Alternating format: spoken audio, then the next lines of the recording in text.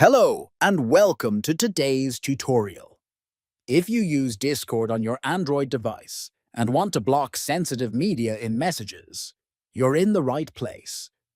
In this video, I'll guide you step by step on how to block or blur sensitive content in direct messages and server channels for a safer chat experience. First, open the Discord app on your Android mobile. Next, tap the settings icon located at the top right corner of the screen. Then, scroll down and select the option labeled Content and Social.